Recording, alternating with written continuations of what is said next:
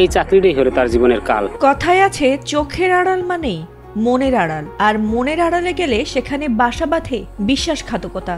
তেমনি গ্রামে বিয়ে করে চাকরির সুবাদে ঢাকায় থাকতেন স্বামী স্ত্রী।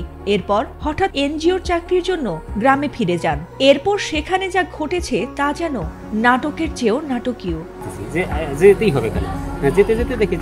ভালোবাসার গল্পে ভরসা আর ভরসার গল্পে বিশ্বাসঘাতকতা, এমনই এক ঘটনা ঘটেছে বরিশালের পলাশপুরে।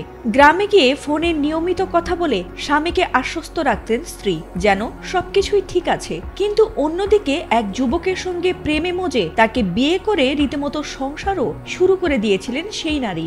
আর অসহায় স্বামী কিছুই টের পাননি। তিনি ভেবেছিলেন এনজিওর চাকরির কাজে স্ত্রী হয়তো ব্যস্ত, তাই হয়তো যোগাযোগ কম।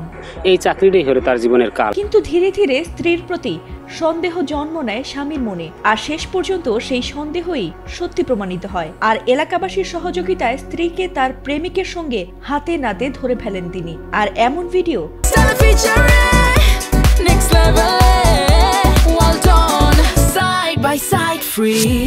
ছড়িয়ে পড়েছে সামাজিক মাধ্যমে। ঘটনাটি পটুয়াখালীর বাউফলের মেজবাউদ্দিন এবং তার স্ত্রী তমাকে ঘিরে। মঙ্গলবার সকালে পলাশপুর কলোনিতে স্বামী মেজবা গিয়ে চমকে ওঠেন। চোখের সামনে তার স্ত্রীকে অন্য পুরুষের সঙ্গে হাতে নাতে ধরার পরও স্ত্রী তমা তখনও নির্বিকার, বরং প্রকাশ্যে প্রেমিক ইলিয়াসের হাত ধরে সবার সামনেই তিনি চলে যান। আর এমন ঘটনায় ভেঙে পড়েন স্বামী মেজবা। তিনি আক্ষেপের সুরে জানিয়েছেন তার স্ত্রী নিয়মিত তার সঙ্গে ফোনে কথা বলতেন, কখনো টাকা চাইতেন, আবার কখনো দেখাও করতেন। অথচ এখন বলছেন 2 বছর আগে তাকে ডিভোর্স দিয়েছে, তবে কোনো ডিভোর্স পেপারও নেই, সাক্ষীও নেই। কিভাবে, কোন আইনে বিয়ে করলো তারা? আর যদি বিয়ে করেই থাকে তাহলে আমার সঙ্গে ফোনে কথা বলে মিথ্যে আশ্বাস দিয়ে কেন টাকা নিল?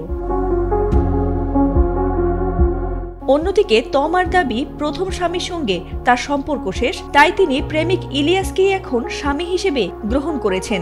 আর এমন ঘটনায় ক্ষুব্ধ প্রতিক্রিয়া জানিয়েছেন নেটিজেনরা। এমনকি এমন প্রতারণায় তমার শাস্তির দাবি করেছেন অনেক নেটিজেন। ফাতিমা সুলতানা, এটিএন বাংলা।